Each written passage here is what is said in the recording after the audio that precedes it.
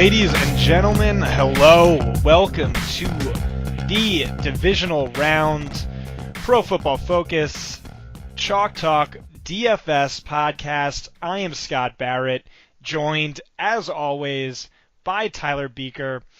We have a nice little 4-game slate, 8 teams in total to look at this week. Tyler, you're kind of like the small slate king. You've had quite a bit of success there this season. Do you have any tips for the listeners at home on how they should be attacking this week's slate? Yeah, it's a fun 4-game slate for us here. There's a lot of info to dissect. We'll get into that in a bit, but just from an overall perspective, one thing you want to definitely make sure you're paying attention to is ownership on these smaller slates. It plays a huge pivotal role. There's a lot of resources you can use to look into that. Another thing you want to look at is some of the lower owned guys and trying to incorporate them a bit more into your lineups, just as a way to differentiate yourself. You don't need to be afraid to go off to stray too far from the chalk. I mean, Todd Gurley, we're going to get into him, but he's probably going to be the highest owned guy just overall.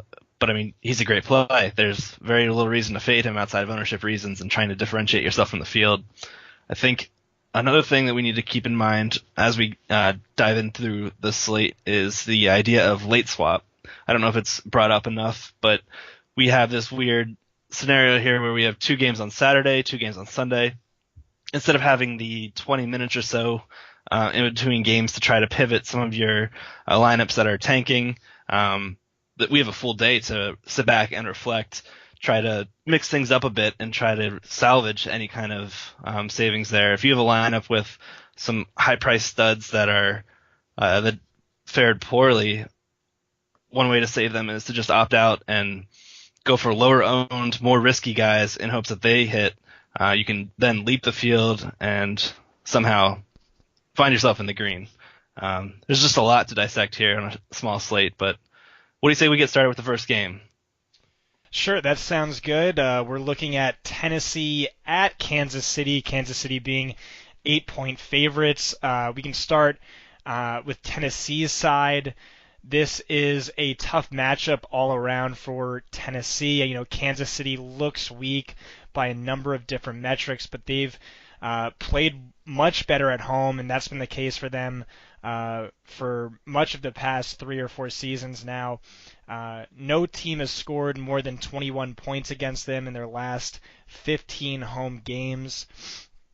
Just looking at Marcus Mariota, this definitely looks like a tough matchup for him. He's a guy who's had some crazy splits, playing much worse on the road, and the team, Tennessee in general, playing much worse on the road this season.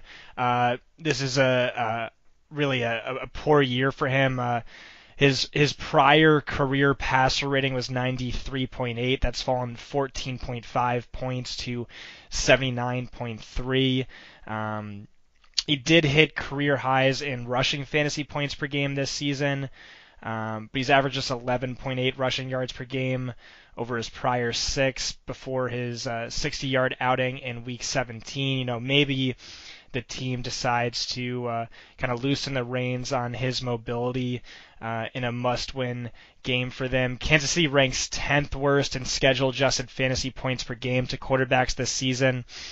But, you know, like I said, they've played much better at home this year. Opposing quarterbacks averaged 20 points against them on the road, but just 14 at home. Have very little interest in Mariota, though he is very cheap. Yeah, I agree 100% with you. We saw last week that in a game where the Titans had to win, and they did 15-10 against the Jaguars, Mariota had immense troubles passing the ball. He finished with just 12 completions for 134 yards, salvaged his day by running 10 times for 60 yards. If he can pull off that kind of rushing stat line here against the Chiefs, I mean, maybe he can salvage some fantasy success. The Chiefs play primarily man, so we could see them with their backs turned to Mariota. He takes off downfield, picks up some big chunks of yardage that way. But again, that's a very low percentage play that I don't really want to chase here. I think I'm going to stick to a more tightly knit group of quarterbacks given the player pool. I agree with you. I think Mariota's a fade here. The running backs could be intriguing, and that's pretty much only if DeMarco Murray sits out. Murray is the lead back on this offense. He's dealing with an injury, a hamstring injury that caused him to miss Week 17. Over each of their last 5 games, both played. Murray averaged 15.8 opportunities per game to Henry's 10.2. He's going to see more work if he does play just because he's the more effective pass catcher. And this is a game where Tennessee's likely to be trailing. But he's been woefully inefficient this season. He ranks 10th worst in yards per carry, 2nd worst in yards after contact per attempt. But like I said, if he's out, I think that sets Derrick Henry up as a very intriguing option based on price. He played all but 2 of the team's offensive snaps last week, 28 carries, 1 target for 117 total yards and a score. The 1 target's a concern. In a game, they're 8-point underdogs, but Kansas City is actually really good against running backs through the air. They rank best in receiving fantasy points per game allowed, but 10th worst in yards per carry allowed, 9th worst in rushing fantasy points per game. Henry's been one of the league's most efficient running backs over the past 2 seasons, ranking 11th in yards per carry, 4th in yards after contact per attempt, 6th in missed tackles forced per attempt. Really, if Murray's active, I have no interest in his backfield, but if he's out, I like Henry quite a bit. Yeah, I agree wholeheartedly. We can just tell just by our grades, Derrick Henry is nearly twice as better as DeMarco Murray, coming in 41st compared to Henry's 23rd ranking. Henry, just a great matchup here against the Chiefs. I think they're top 10 in most fantasy points allowed at the position, 32nd in run DVOA. Just reason after reason to try to go with Henry if and only if Murray is ruled out. We've seen this coaching staff be pretty stubborn, trying to force Murray to play. Hopefully this is the end of that and we see Henry go off. Let's look at the wide receiver position. It's an interesting one from the Titans side. We have Marcus Peters, who's been a shutdown corner all year. But again, these Chiefs corners, they stick to their sides. How are you planning on pursuing this? Yes, they do stick to their side, but Matthews runs 45% of his routes from the right, which is Marcus Peters' side of the field. Kansas City is allowing the 6th fewest fantasy points per game to opposing right wide receivers. Also, recent usage for him has been kind of concerning. Over the past 3 weeks, Corey Davis actually leads the wide receiving core in expected fantasy points per game with 11.3, followed by Eric Decker at 10.3, then Rashard Matthews at 8.3. Decker has led the wide receivers in targets in each of the past 2 weeks, but he's been a bust for almost the rest of the entire season. But he's going to get the softest matchup of the 3 wide receivers. He runs 49% of his routes from the slot, while Kansas City is allowing the 3rd most fantasy points per game to slot wide receivers. He's a little intriguing based on price. Honestly, Corey Davis is as well, although his efficiency numbers are really not good. And Matthews is a guy I don't know what to do with. He's been playing sort of a demoted role, I guess, following his return from injury, but maybe they use him as the wide receiver 1 he was earlier in the season. Although in reality, I think Delanie Walker's the favorite for production of this receiving core. Yeah, I think Delanie's definitely going to be the smartest play here. I mean, a lot of things are pointing to this game being a pass-heavy game for the Titans. They're going to be trailing, but the receivers are just in such poor matchups. It's one of those, do we try to chase the target volume? But again, the guy seeing the most target volume is Rashard Matthews, who will be running most of his routes against Peters. Kind of really just makes you want to fade it, aside from a couple dart throws, maybe with Decker, very, very cheap this week. Delanie, though, he's going to be the way that I think this passing attack succeeds. Yeah, he's been underpriced on DraftKings all season. He ranks top 6 in expected and actual fantasy points per game at the position. But he leads all tight ends and actually ranks 15th among all receivers in expected fantasy points since Week 10. He actually ranks 5th among all players in receiving expected touchdown market share. That's a mouthful for sure, but really all that means is when the team gets near the end zone, if they're passing, Walker is the guy who's going to see targets there. Kansas City ranks fourth worst in yards per target to tight ends. But they also rank third best in schedule-adjusted fantasy points per game to tight ends. They're allowing the third fewest receptions to the position. But really, I think this matchup's more neutral than tough, and he's just a really strong volume-based value, and especially so on DraftKings. Looking at Kansas City's side of the ball, what can you tell me about Alex Smith, who finishes the season leading the league and setting career highs in passer rating and adjusted yards per attempt this season? Yeah, it was almost a victory lap for the late round QB enthusiast. He was just 1 point shy of beating Tom Brady in fantasy points this year, but it's been a great year for Alex Smith. Really, really like him this week. He's priced as the QB4 on both DraftKings and FanDuel. Titans pass defense has allowed the 7th most passing yards and 8th most passing touchdowns this year. They've allowed 4 separate 4 TD outings to opposing quarterbacks this year, and that's the ceiling that I'm going to be chasing here in GPPs with Smith. One of those came just 2 weeks ago with Jared Goff, threw for 301 yards, put up 29.4 points against them. Tennessee recently just placed cornerback LaShawn Sims on IR, but they do have an improving rookie in Adoree Jackson. I think it's time that we admit that he's improving, Scott. We've been ragging on him all year, but he's getting better, and they do have veteran slot cornerback Logan Ryan returning. He played last week, should be getting another week of health. Safety Kevin Byard led the league in interceptions with 8, and opposing quarterbacks have really struggled completing deep passes here against Tennessee. However, I think that really falls right into Smith's wheelhouse, where he can just dink and dunk all game with Travis Kelce, Tyreek, and the running backs out of the backfield. Smith has also averaged over 25 rushing yards per game over the final 8 of the season, so I think he also has some Konami upside here for touchdown Jesus. The Titans have allowed the 4th most red zone trips per game to opposing offenses, and the Chiefs finished the season top 6 in points per game. So I think it adds up to a really good, strong play for Alex Smith here, and it kind of sounds weird to say, but do you think he could be the chalk quarterback this week?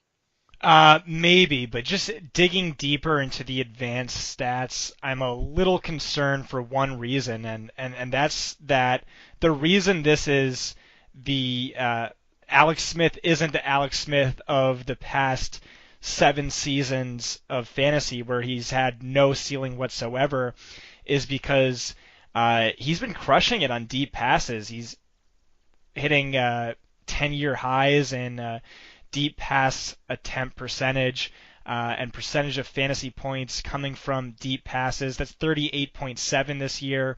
It was 13.3 last year, 12.2 the year before that, 7.5 the year before that. Previous high of 8.8 percentage of throws on deep passes. That's 12.3 this year. His deep passer rating is 131.4. That's the second best by any quarterback this past decade. He leads all quarterbacks in yardage on deep passes by 208. The thing is, Tennessee's really strong at defending the deep ball this year. They ranked top 5 fantasy points per game, fantasy points per target on deep passes. They ranked top 3 in passing plays allowed of 30 or more yards. So that kind of limits Smith, what Smith's been best at this season. So I think that is reason for some concern, though they still rank 11th worst in schedule-adjusted fantasy points per game to the position. I think he's going to be fine, but I did find those statistics fairly interesting. I think that does cap his upside a little bit. Looking at the running back position, I think if I were to, I think I'd rather lean Kareem Hunt than lean Alex Smith. As 8-point favorites, Hunt has seen tremendous usage following Andy Reid's surrender of play calling duties from weeks 14 through 16. He averaged 24.6 expected fantasy points per game, 27.7 actual.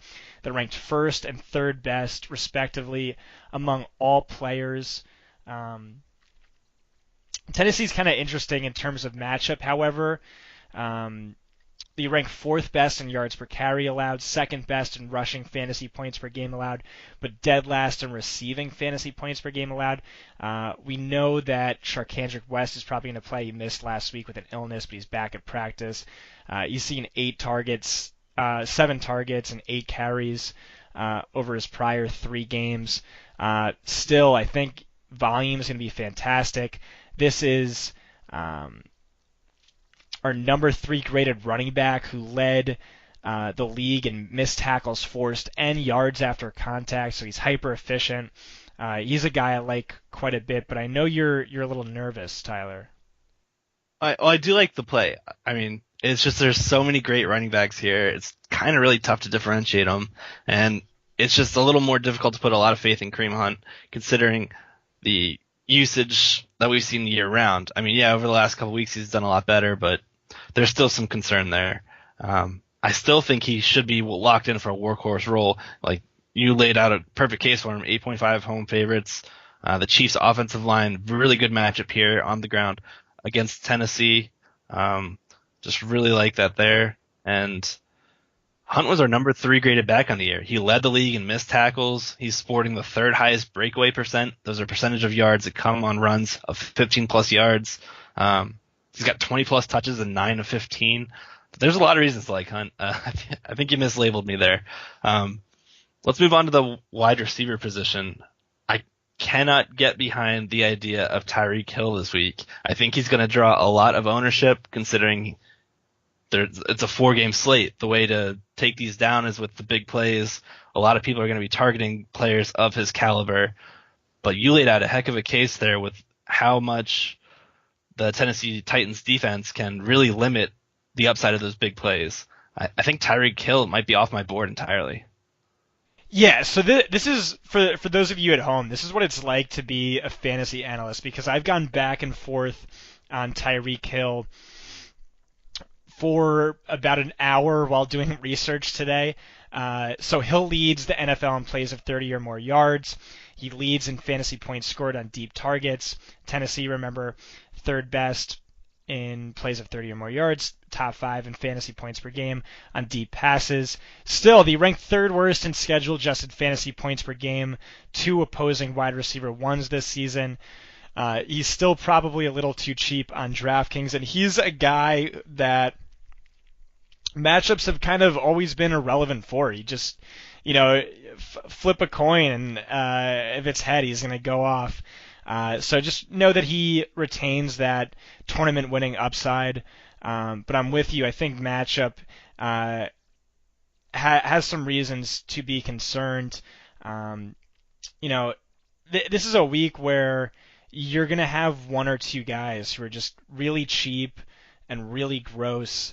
I don't see Demarcus Robinson being that guy. Albert Wilson, he saw 10 targets last week, but that was with the JV squad.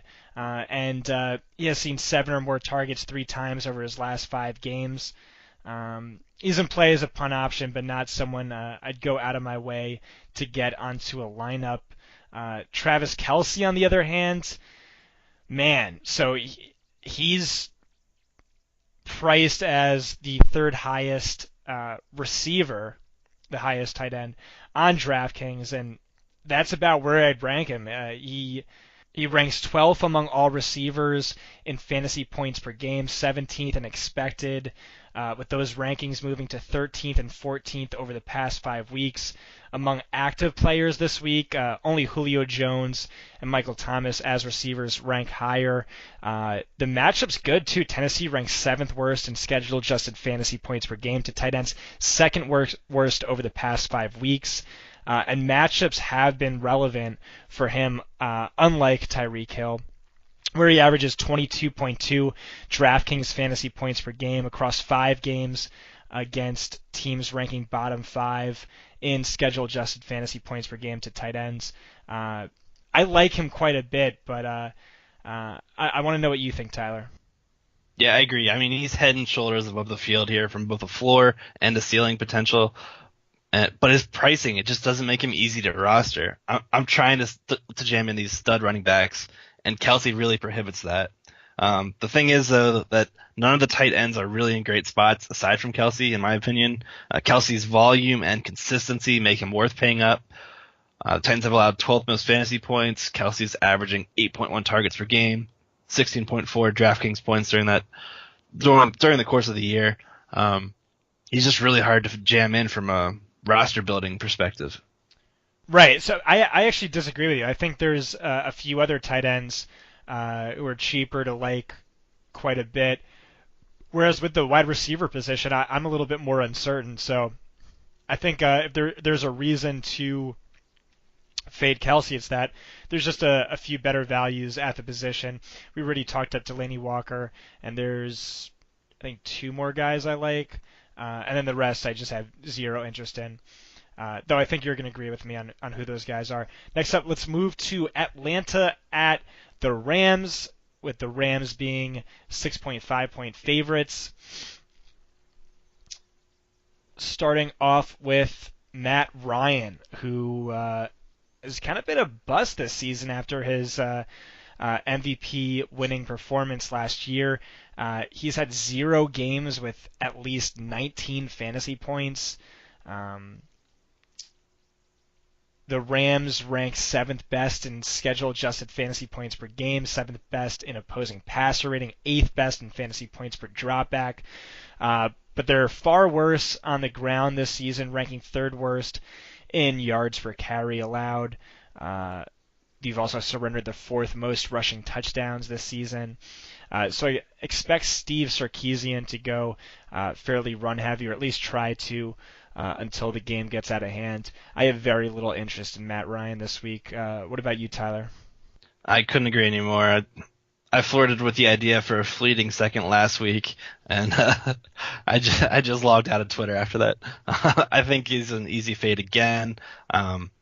This game could be one of the higher scoring ones, but I think there are other ways to gain access to it other than Ryan. All right, sell me on one of the running backs. So it's really tough here because Devonta Freeman, we have both a concussion and a knee injury to worry about. He was a limited participant on practice on Wednesday, and this is a situation we're going to have to monitor closely. If Freeman is out for whatever reason, Tevin Coleman, he just becomes a lock here at just 4,100. Like we've been mentioning, there's not a ton of value that you really want to pursue this week, but if Freeman were to miss this week, I think Coleman becomes an automatic play. Just a really, really great play for us here against the Rams, who've struggled all year defensively against opposing running backs. They've allowed the 3rd most fantasy points to the position, a ton of work on the ground. I like both these plays. Unfortunately, I don't like them if they're both playing. It's going to be tough, and it's going to be a situation we're going to have to monitor. I'm really kind of leaving it open-ended because that's where I am right now. It's still Wednesday. We're still dissecting the week and trying to process it all. There's still a lot of information left. Right. I'm actually really hoping Freeman is inactive this week. I don't see that being likely, but if that were the case, I think Tevin Coleman essentially becomes a free square.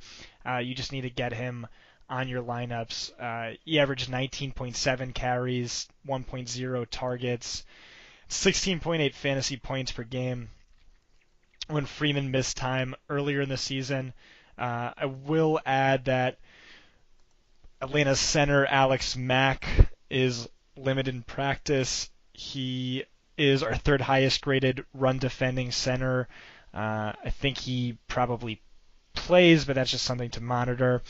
Although, like you said, I think you nailed it. If both are active, neither are really in play, but as we discussed before the podcast, he's a guy who we don't see either of us really going heavy on, maybe just a few lineups in a multi-entry tournament. But he's a guy who could just rack up 2 touchdowns, maybe volume not being too good, but efficiency being good and kind of destroying us, which has happened before. Moving on to the wide receivers, I'll just keep hammering this point. Julio Jones' volume has been better than anyone wants to admit. People want to trash Steve Sarkisian. Maybe that's the case for efficiency, but volume has actually been good. He's seen double-digit targets in 5 of his past 7 games. Yes, he's scored just 3 touchdowns this season, but he ranks 3rd among wide receivers in expected touchdowns. Largest differential among all players. That suggests he's due for a positive regression, or maybe that he's just dealing with some injuries that he can't get past. We know he has ankle and rib injuries he's dealing with right now. Maybe those are getting to him because he's uncharacteristically inefficient this season. But the matchup's fine. Tremaine Johnson's average.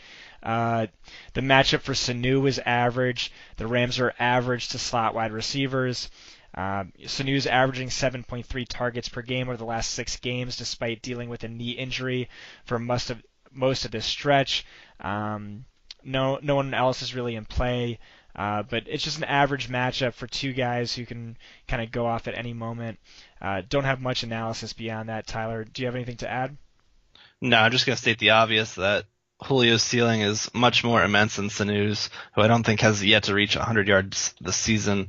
But like you said with Julio, I mean, he's just had a really tough year when it comes to touchdowns. He comes off the field quite often. He's played over 90% of the snaps just once over the last 8 or so weeks. It's been kind of tough to rely on him considering that price tag there, up at 8,000, the highest priced wide receiver or tight end on the slate here on DraftKings. But again, that ceiling's immense. Any one of those targets he gets, he could take for 30 plus yards. I think he's a really tough play, but I think he's someone you need exposure to this week where he could be a slate changer. The matchup's not unbeatable. Tremaine Johnson has been middle of the road. He's our number 67 grade cornerback. He's allowed a 79.8 passer rating and coverage. He's been okay, but he's allowed a ton of yardage through the air. He's allowed the 6th most receiving yardage to opposing wide receivers this season. There's some upside there with Julio that I think a lot of people will be afraid to pay for that when there's so many great running backs locked in for volume, and B, seeing like recency bias. Like we haven't seen it from Julio since that 50-point burger he threw up 6 or so weeks ago. A lot of people have been afraid of Julio since then and just haven't been rostering him. They've crossed him off their list. I think he's a guy I want to have a bit more of exposure to than the field this week. Good points all around. Moving on to the tight end position, Austin Hooper has a plus matchup, but he averages just 4.7 expected and actual fantasy points per game over his last 7 games. 0 targets in the red zone or end zone over that stretch. 0 deep targets. I have no interest. I know he's cheap, but I feel like that's fool's gold. Do you disagree, Tyler? I agree 100%. Let's move on. Beautiful. I like that. Looking at the Rams, I know you like Jared Goff, so sell me on Jared Goff. Yeah, so I initially was in love with him. As soon as the slate opened, I started building a ton of Rams stacks thinking, okay, this is how I want to pursue this slate. I still do, but I've kind of cooled off on Goff a little bit. Over the last 8 games he's played, he's had 3 games where he's scored 29 plus DraftKings points. He's also had 4 of them scoring 16 or fewer. So there's some uncertainty there when we're rostering Goff, but it's hard to deny that this Rams offense has been clicking on all cylinders. And while it hasn't really been reflected in Goff's DFS fantasy outing scores, I think it's something that we still need to pursue. This game has the highest projected total on the slate. It's currently set for 48.5, and the Rams have shown they can score in a plethora of ways. Gurley had a banner year rushing the ball, but it's his involvement in the passing game that I think boosts Goff's floor as a reliable checkdown option for him whenever Goff's feeling pressure. Goff has thrown for multiple passing touchdowns in 7 of his last 8 games. The Falcons have allowed the 6th highest completion percentage to opposing passers this year. The thing with Goff is he's the highest priced quarterback, which sounds ludicrous when we have Drew Brees in play as well. But I don't think that's a reason to fade him. I really like Goff here this week. I think we can make some interesting stacks with him. I like the idea of Goff and Gurley just getting 100% of the Rams rushing equity there. What do you think about Goff? Did I sell you? I think that's a compelling argument for sure. I will say that it's interesting that Goff ranks tied for 3rd at the position in games of at least 18.0 fantasy points. But his 4 best games have come against teams ranking bottom 12 in fantasy points per game allowed to position, with 3 of those teams ranking bottom 5. So he has been fairly matchup sensitive, while Atlanta's really just a neutral matchup. But I did like your point on Gurley, and I'll use that as a way to segue to him. So Gurley ranks second among all running backs in receiving fantasy points, and actually ranks 30th among all receivers, while also still leading in rushing fantasy points. Atlanta's been stout against the run, but are allowing the second most receiving fantasy points per game to opposing running backs after allowing the most last season as well. And Tennessee, who he faced off in his last game, is kind of a comparable defense. They rank 4th best in yards per carry allowed, but they give up the most receiving fantasy points per game to running backs. And what did he do against them? He gashed them for 118 rushing yards on the ground, and then 10 receptions for 158 yards and 2 scores through the air. He sat out week 17, but scored 383.3 fantasy points from weeks 1 through 16. That's the 8th most by a running back in any fantasy season, which excludes week 17, all time. He's the top player in everyone's projections this week. It's also very expensive on both sites. Not sure what to do with him. Tyler, is he worth paying up for? Yeah, that's going to be the question of the week. It's an interesting fade discussion, given how high his ownership should be. He's locked in for a bell cow role, should offer a significant touchdown equity here this week. It's going to be tough. The thing with that makes Gurley intriguing, despite the tough matchup on the ground, is the receiving capability here against Atlanta. I think that alone kind of merits him that 30-point upside that we're going to be chasing here. If we were us during Gurley, that's what we're hoping for, right? At 9.7K, we're going to need 30 points from to try to pay off and take down any kind of GPP that we're entering. You can't really fade a guy that's seeing like 30-plus touches every single game compared to the other backs here. No one else is seeing the ball rushing and receiving as much. You can make an argument for Kareem Hunt, possibly, but yeah, I mean it's a must-win game here.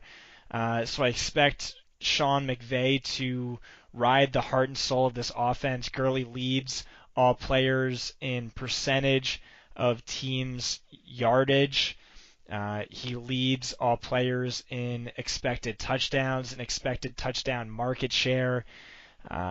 Either the Rams lose this game or Gurley just again crushes this slate, or at least that's what I think is going to happen. Moving on to the wide receiver position, Robert Woods ranks 11th in fantasy points per game, 26th in targets per game since week 3.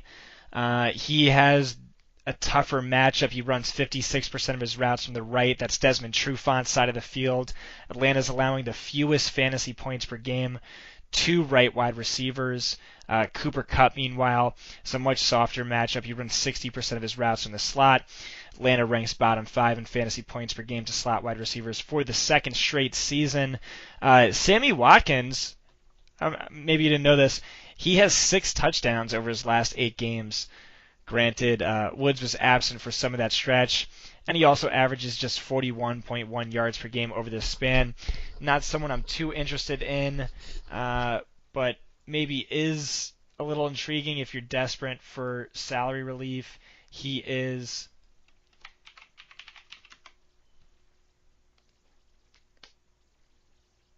$1,600 cheaper on DraftKings. Really not someone I'm too excited about, though. Yeah, I think he's an interesting play if we're looking at it from an ownership perspective. I don't think he'll garner much at all. The matchup here isn't underwhelming or overwhelming. It's just whelming. It's a Robert Alford. Robert Alford's nothing really to worry about. He's been a pretty stout defender, but I don't think he's really limited any number 1 wide receivers. Most of those duties go to Desmond Trufant. However, in the slot, I really love this matchup here for Kupp against Brian Poole. Poole's our number 77 graded cornerback. He's allowed a 108.3 passer rating in the slot, giving up an 85% catch rate to opposing slot receivers. Poole has allowed the second most receptions and the second most receiving yards out of the slot among all slot cornerbacks this year. I think Kupp could have a field day here as an underneath option for Goff. He could pepper him with targets all day We already saw the Cup finish the year third in the league in red zone targets, which is astounding to me. But I just think he makes a really strong mid-priced wide receiver play this week.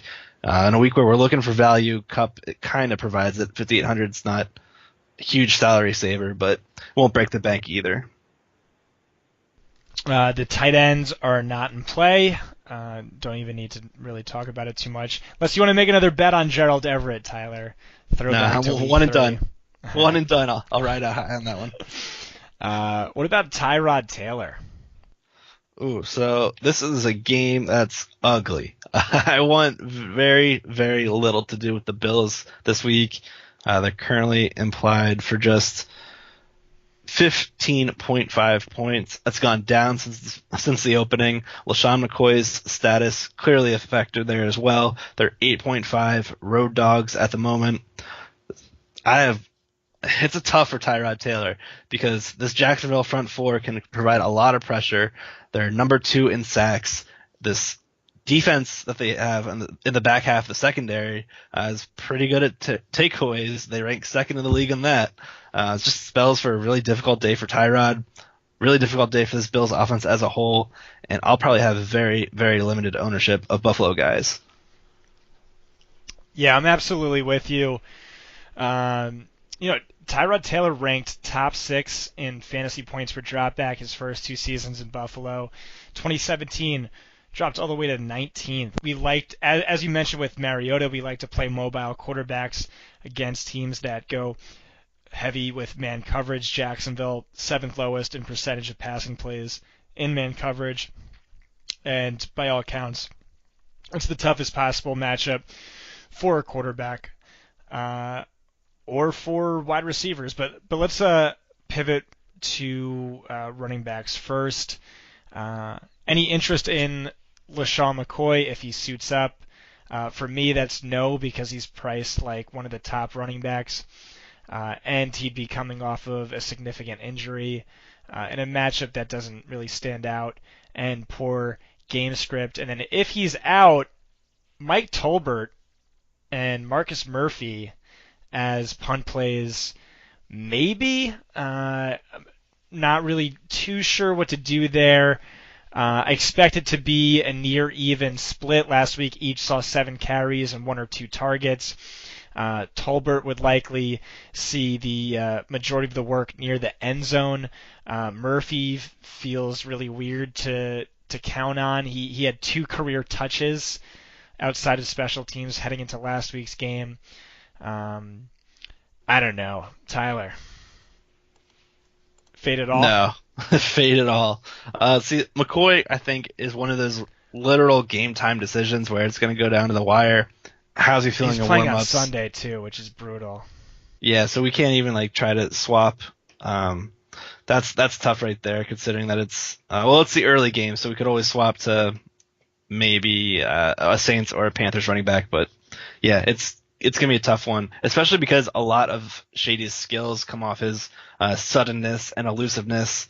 It's really gonna be hampered with his injury here. I'm not that interested. Marcus Murphy is a guy I'd never heard of until last week. I have no shame in admitting that.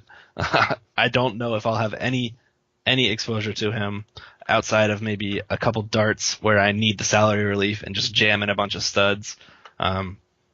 But yeah, that's about it for the running back position. I'm not chasing Tolbert and hoping for a 1-yard TD run. I just hope you know he's now going to get 2 touchdowns from the 1 yard on 2 yards. Yeah, two touches, 2 touchdowns. Wide receivers, nope. It's just so disgusting to even try and come up with anything here. Kelvin Benjamin is 6,300 on FanDuel and only 3,500 on DraftKings, but still just absolutely no interest. He has seen the best workload, decent near end zone usage, but the guy is playing with a torn meniscus, and it's only decent usage relative to all of the other wide receivers who are just barely seeing any volume. Jacksonville ranks best in both fantasy points per game, fantasy points per target, 2 outside and slot wide receivers this season. Full total fade there. Not going to get cute, but I might get cute with Charles Clay, who has seen 9, 10, and 8 targets over the past 3 weeks. 4 of those are deep targets, 3 of those are end zone targets. That's good for 42.6 expected fantasy points, or first at the position and 13th among all receivers over that stretch. Over that span, he also leads the team in targets by 14, leads the receivers in expected fantasy points by 30. As we just mentioned, Jacksonville is fantastic against wide receivers. In theory, that should funnel production to the tight end, although it's not really been the case. By all metrics, Jacksonville has been a tough matchup. Still, he's a strong value this week based on volume and price, and maybe especially so if LaShawn McCoy isn't ready to suit up. Remember, McCoy does lead the team in targets. Tyler, do you like Charles Clay? Because I like him, and especially on DraftKings, where you could flex a tight end if you're so inclined. Yeah, and you nailed it there. Flexing a tight end, I'll probably be doing that in a good 25-30% of my lineups on this shorter slate. I think it's a great way to differentiate yourself from the field just by doing that, because not many people do it. Clay at 4K is the way to do it. He provides a lot of salary relief.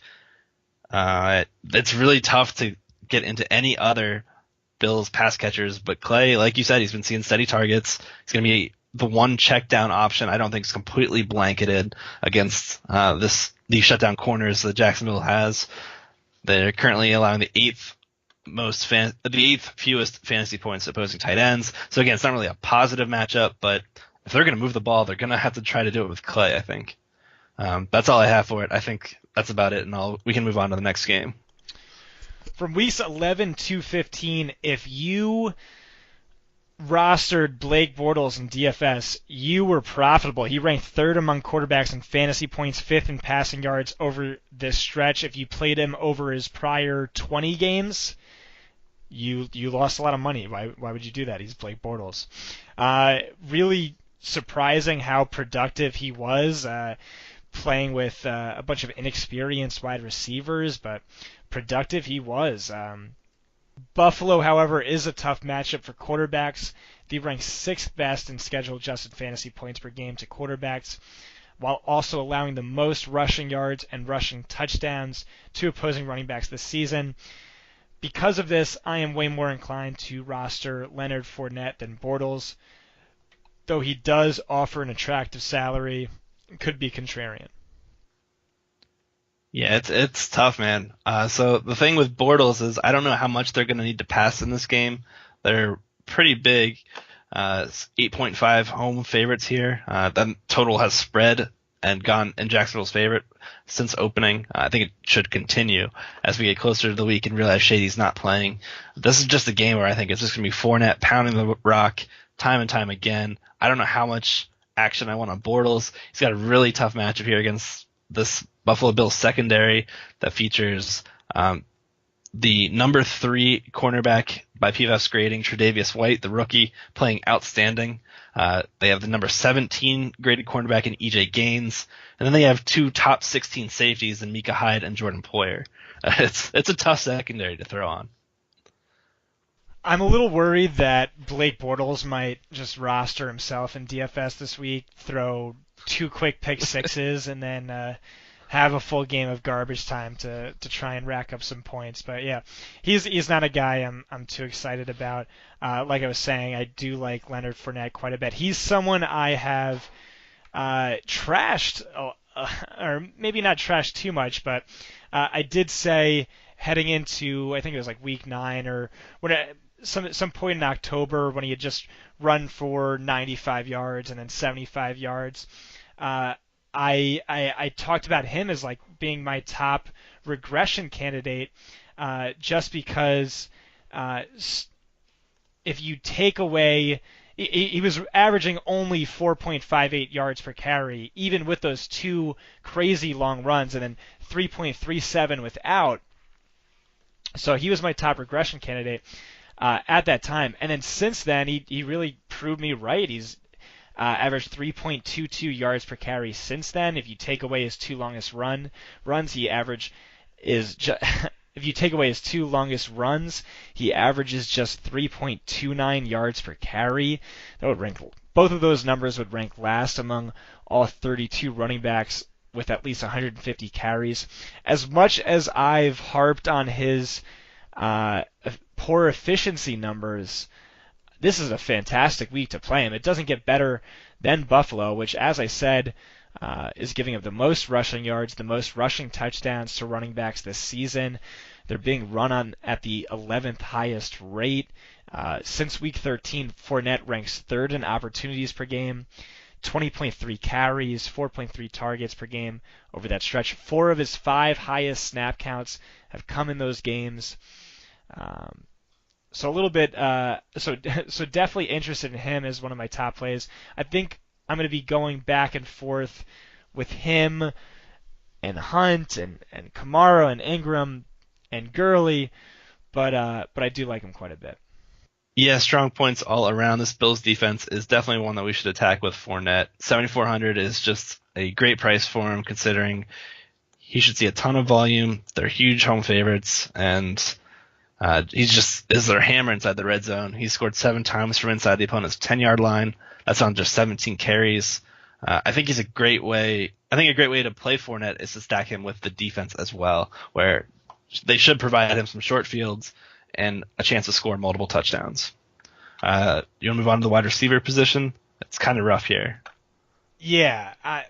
When you say it's rough, though, I mean, a lot of these guys are in play at their salary, given recent production and volume, but it's rough in that it's hard to pick a specific one to like, especially if Marquise Lee comes back. I don't know. What are you doing here, Tyler? Right, and that's exactly what I mean by it. Like, what role does each wide receiver play? We've seen Dede do well. We've seen Keelan Cole do well over the past month or so. Allen Hurns coming back mixes things up. Marquise Lee mixes things up. Well, the wide receiver we want is the one playing in the slot who has by far the softest matchup. But it's hard to say with much certainty at this point. I mean, who's going to play that role? That's the biggest question, and something I'll be trying to find from beat reporters heading into the week. I will mention if Lee returns, Westbrook will likely replace Hurns and move to the slot. If not, Westbrook and Cole will man the outside positions. Although Tre'Davious White is our number 3 graded cornerback this season, Buffalo's slightly below average in fantasy points per game to left and right wide receivers, slightly above average to slot wide receivers. From week 6 up until his week 13 injury, Lee ranks 16th among wide receivers in expected fantasy points per game, despite one of the toughest cornerback schedules over that stretch. Week 17, Hurns saw 5 targets in his return to action. Westbrook saw 9. Keelan Cole saw 8. In the 4 weeks prior to that, Cole ranked 3rd and Westbrook ranked 20th among all wide receivers in fantasy points. Again, over that stretch, Bortles was uncharacteristically competent. All these guys are in play, but really you're just throwing darts at a dartboard.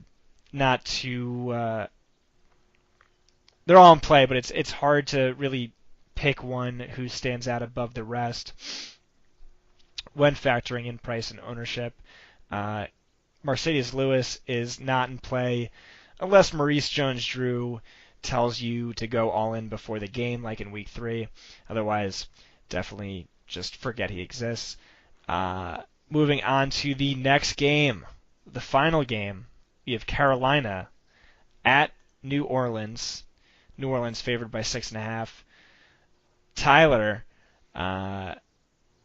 you were on Cam Newton last week. Do you like him this week? I think I'm going to be fading Cam this week. It's really tough to try to play him. He's had some woeful accuracy issues that kind of just trickles down to his bottom line.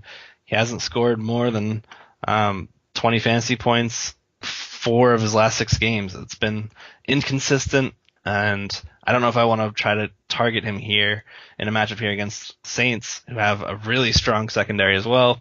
A lot of guys are getting healthy for that defense as well. Should put on a great pass rush there with Cameron Jordan. Probably going to fade this one here with Cam. Can you sell me on Cam? Because I don't know if it's recency bias taking its effect on me. I just want nothing to do with him. Well, you're right. He's been atrocious as a passer this season. He ranks 30th in passer rating over the past 2 years. That's behind names like Jacoby Brissett, Blake Bortles, Trevor Siemian, Jay Cutler. This season he's topped 200 passing yards just twice over his past 9 games. But that doesn't really matter for fantasy when he's averaging 10 carries per game and 60.4 rushing yards per game over his last 10 games. For perspective, that would rank 17th among running backs in rushing yards per game. He ends the season behind only Russell Wilson in fantasy points, behind only Deshaun Watson in fantasy points per dropback. He ranks 11th among all players, not just quarterbacks, 11th among all players in red zone carries since week 9. Against New Orleans earlier in the season, he posted 20.4 fantasy points and 8.3 fantasy points. I feel like that's what it's going to be with him. Right. The most boomer bust player in fantasy. Either he's going to drop 26 and be the highest scoring quarterback, or he's going to score like 9.2 and tank your lineups. Fortunately, I don't have much analysis outside of that. Yeah, I was just so befuddled at how they didn't use Christian McCaffrey in a better role last week against the Falcons, a team we've been targeting all year with receiving backs. And I just kind of threw in the towel after that, thinking, okay, if this offense can't game plan around exploiting this matchup with the low, high percentage throws that Cam can complete to Christian McCaffrey, what else can he do? The rushing upside, yeah, that's money, but I don't know if I want to invest any of my money in Cam. Maybe that's Carolina's strategy. Is just we can't even predict our own offense, so opposing defenses can't either. You think we'll target Christian McCaffrey in the ideal matchup? Nope. Instead, we're going to lose. Did they lose? That's Riverboat Ron. Yes, they lost. Yeah. Yeah. Moving on to the running backs. Nice segue.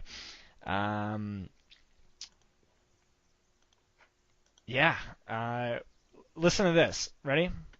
All right, lay it on me. Did you know that Jonathan Stewart has 2 100-yard rushing games over his last 6 games, as well as 5 rushing touchdowns over that stretch? Wow. Yeah, he's still not in play. Don't worry. That's not me touting him. He's also dealing with back tightness. He sat out week 17. Weeks 15 and 16, he was outsnapped by McCaffrey by 45, outcarried by 3, and out-targeted by 8. Also note those Cam Newton red zone rushing stats from earlier. Newton's always a significant threat to vulture red zone work. Stewart is super cheap on DraftKings, but he's not someone I'm excited about rostering. But again, this is a week where there's a lot of guys you're not going to feel good about rostering, but you're going to need on your lineups. New Orleans is allowing the 13th most receiving fantasy points per game and the 10th fewest rushing fantasy points per game to opposing running backs. So this does seem like a better matchup for McCaffrey.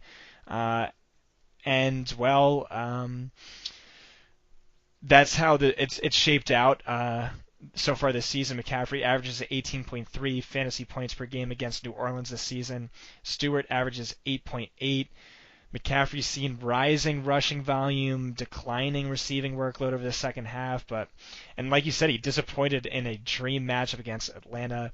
But he's still a fine play, but maybe not one I'd go out of my way to try and jam into a lineup.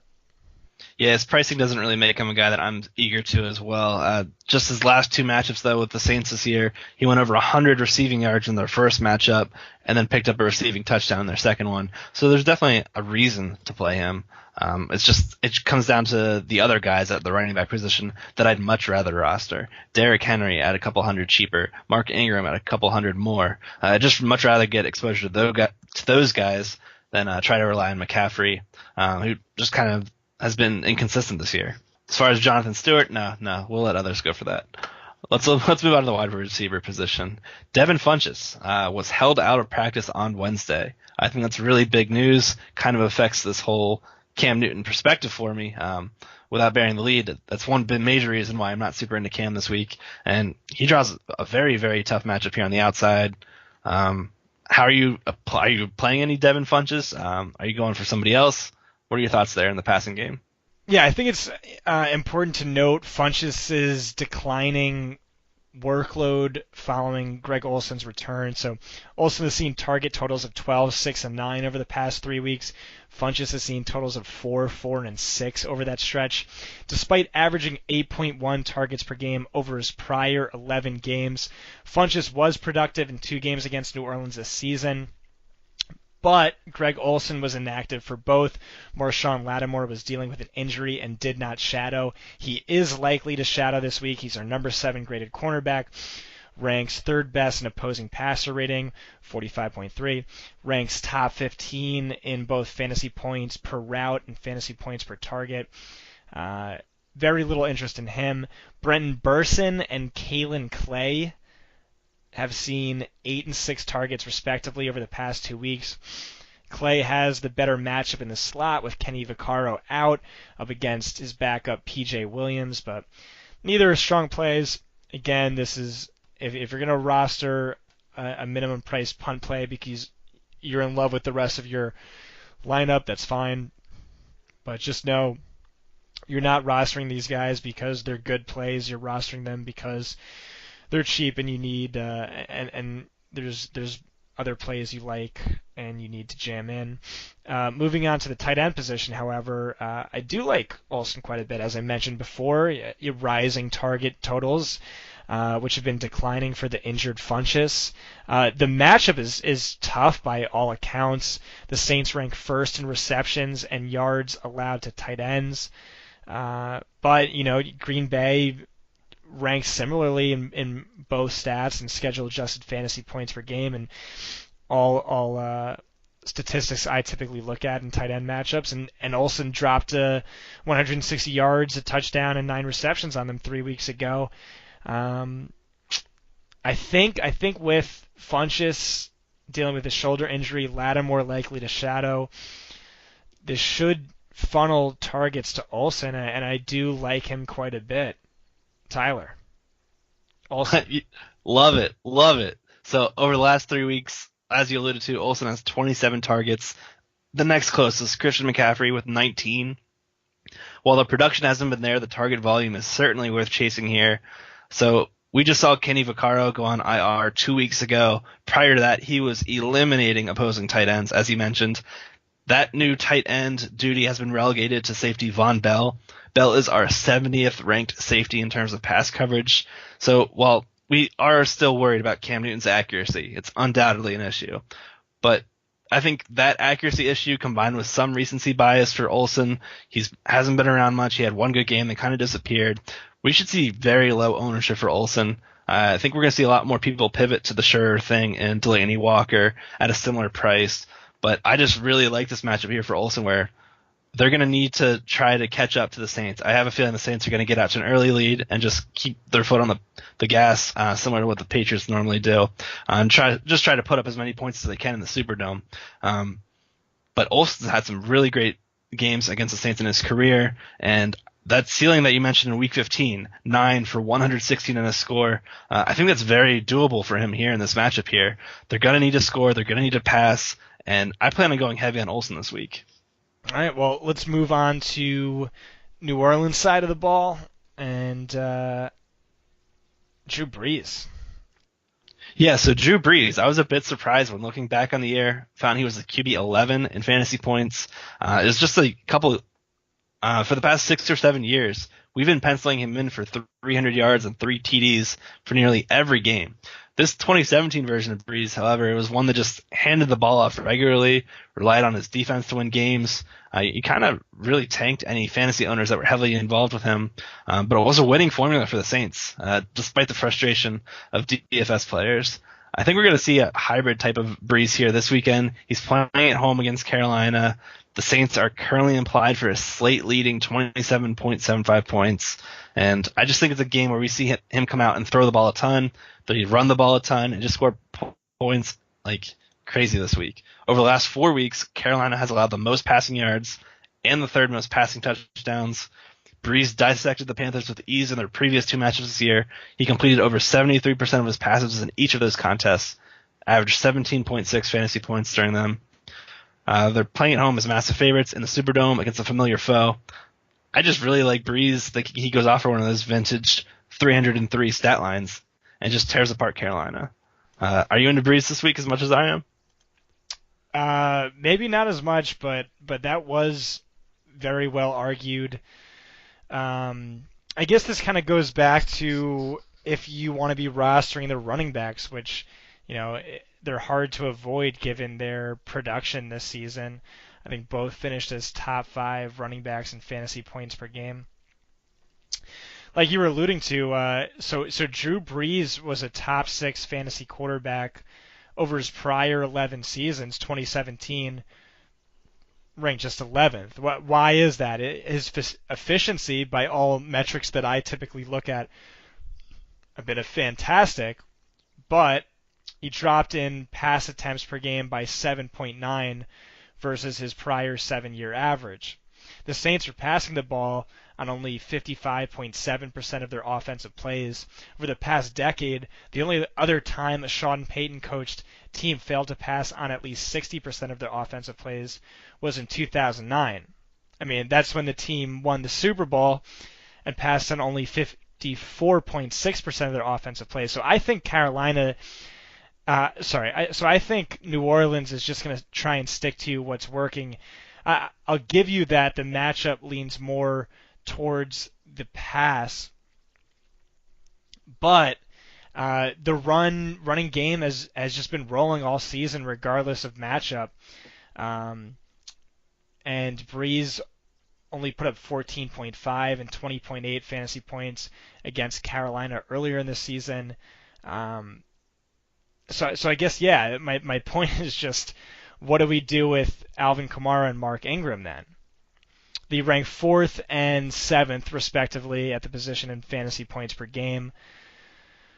Since week 9, actually, Kamara's besting Ingram in expected fantasy points per game, 14.3 to 12.7. So he's seen the more valuable role in recent weeks. But still, the split's closer to even. Ingram seeing very slightly more work in the red zone, more work as a runner. I don't know. What are you doing here, Tyler? Yeah, so it's tough. I would definitely want access to both those guys. I have no desire to fade either one. Kamara's a guy that's just been playing lights out. Excluding his early exit game in Week 14, he's averaged 27.8 DraftKings points over his last full 8 games that he's played. He's just a weekly plug-and-play, matchup agnostic, and the one here against Carolina isn't too bad. He scored 3 total TDs in the 2 games they've already played versus each other this year, and I just really like that. Given the condensed target distribution that Breeze has utilized this year, Kamara has essentially taken over the typical Sean Payton receiving back specialist and just magnified it into an RB1A position to go along with Mark Ingram's RB1B hammer roll. I just think they're really both strong plays. Mark Ingram, much cheaper, perhaps the best bang for your buck running back play on the slate. I think he's going to be overlooked as people try to chase Kamara and his upside. Yet Ingram has averaged 18 touches per game this year, Kamara at 12.6. There's a lot to like in Ingram. They're separated by just 1 touchdown, despite this touching discrepancy and the massive fantasy points Kamara has displayed. If you haven't checked out end-of-season stats yet, I think you'd be surprised to find that Ingram finished the year with over 1,100 rushing yards, 12 rushing TDs, and 58 receptions. He's just been a do-it-all back, and someone that I've had heavy exposure all year, and I'm going to continue as far as they go in the playoffs. I really like him. Think he's a strong play here against Carolina. Again, we've seen a lot of teams struggle running against Carolina, except for the Saints. They've had some pretty good success with it. I think both backs are in play. Yeah, just the big question this week is who to take out of Todd Gurley, Kareem Hunt, Leonard Fournette, Kamara, and Ingram, and it's just kind of tough calls all around.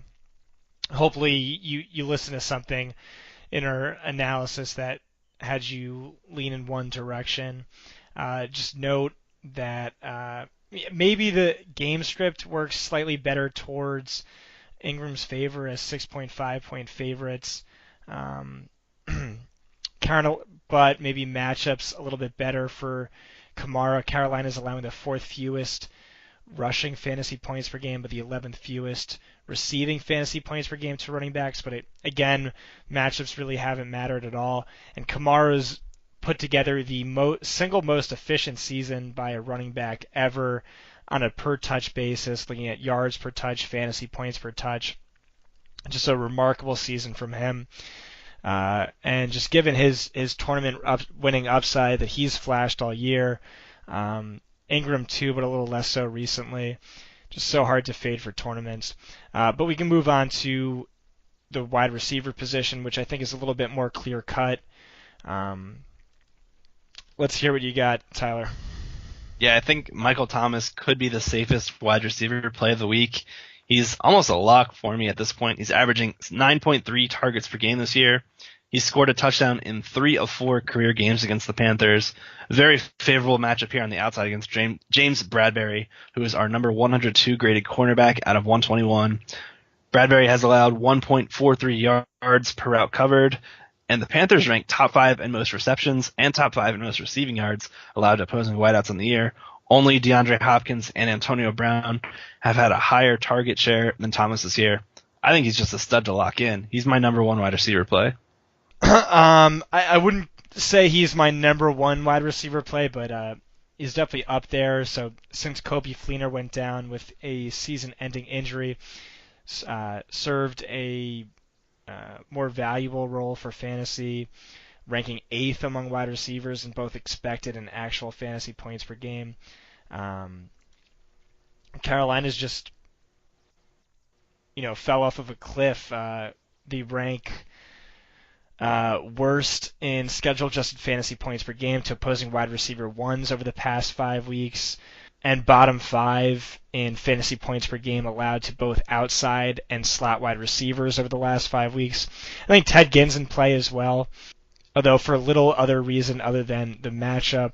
I should note as well that for this entire duration we've been talking about Carolina and New Orleans, this is being played at home in the Dome, so give a little boost to the speedsters, and I guess Ted Ginn would qualify there.